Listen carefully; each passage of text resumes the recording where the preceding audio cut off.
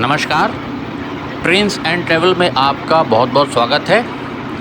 एक बार फिर से एक नए वीडियो के साथ हम आपके सामने हाज़िर हुए हैं और आज का वीडियो भेजा है माधवगंज से संदीप ने। जैसा आप सब जानते हैं कि बालामऊ जंक्शन से उन्नाव जंक्शन के बीच रेल इलेक्ट्रिफिकेशन के कार्य पूरे हो चुके हैं और उसका CCRS साहब ने यानी chief commissioner railway safety NR circle हमारे उत्तर परिमंडल के शैलेश कुमार पाठक जी ने 16 मार्च को निरीक्षण किया था और स्पीड ट्रायल किया था इस रेलखंड का, जिसके बाद रेल संचालन इस पर शुरू होने की कवायद की जा रही थी। लेकिन अभी बीच में कोरोना और फिर लॉकडाउन आ गया है, तो एक बार फिर से यहाँ पर ट्रैक को दुरुस्त करने के लिए आप देख सकते हैं किस प्रकार से ट्रैक को पैक किया जा रहा है यहाँ पर।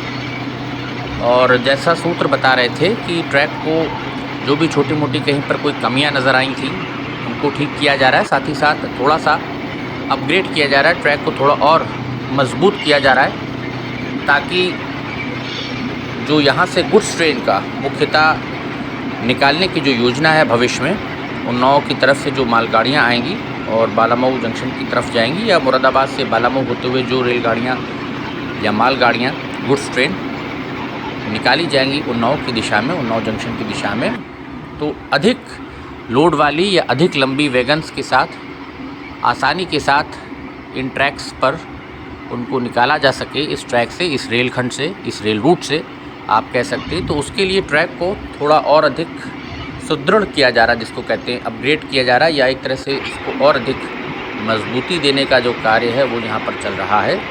और जहाँ जहाँ पर भी ऐसा लगेगा कुछ कमी है तो उस पर ये मशीन कार्य करेगी। फ़िलहाल जैसा मुझे बताया गया संदीप ने, तो यहाँ पर आप सामने देख सकते हैं कार्य हो रहा है। और उम्मीद है, जैसा इस रेलखंड से भी यात्री तमाम और जो सब्सक्राइबर्स हैं पूछ रहे थे कि रेल संचालन अब फिर से कब शुरू होगा, तो उम्मीद है कोरोना के केसेस काफ़ी कंट्रोल हैं और लॉकडाउन भी शायद जल्दी ही हटे।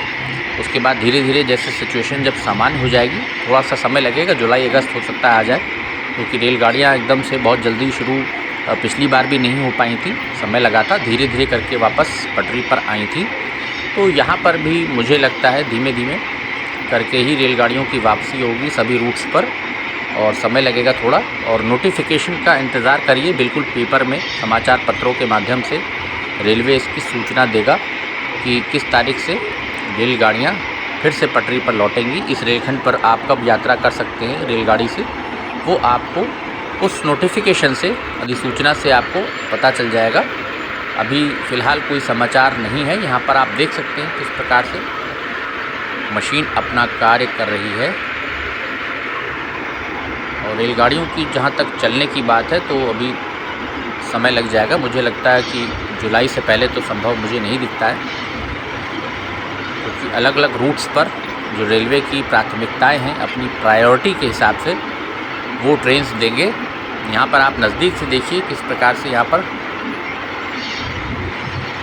ये देखिए किस प्रकार से ट्रैक के नीचे जो स्लीपर्स कंक्रीट के हैं और बजरी है उसको किस प्रकार से ये सेट करती है मशीन। तो इस कार्य की एक झलक देखिए।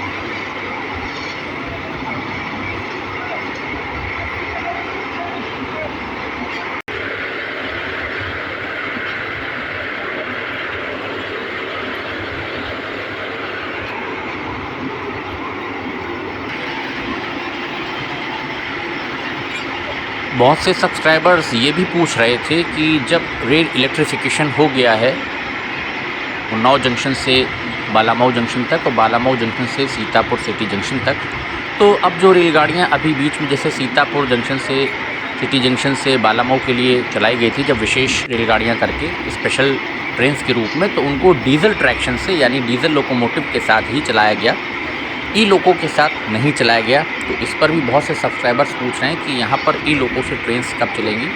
देखिए अभी क्या है कि एकदम से सभी ट्रेन्स को ई लोको नहीं मिल सकता, क्योंकि इतने ई लोको हमारे पास अवेलेबल नहीं होते हैं। धीरे धीरे करके जैसे जैसे रूट्स इलेक्ट्रीफाइड हो जाएंगे और जैसे जैसे वैप लोकोमोटिव या वैग लोकोमोटिव जो भी आते जाएंगे, प्रोडक्शन उनका हो रहा है धीरे धीरे, तो धीमे धीमे करके जो डीजल लोकोमोटिव से ट्रेन्स चल रही हैं उसमें भी प्राथमिकता के आधार पर भारतीय रेलवे अलग अलग जोन्स में डीजल हटा करके, डीजल को रिप्लेस करके वहाँ पर डीजल लोकोमोटिव को, वहाँ पर उस ट्रेन को इलेक्ट्रिक लोकोमोटिव देता जाता है धीरे धीरे करके।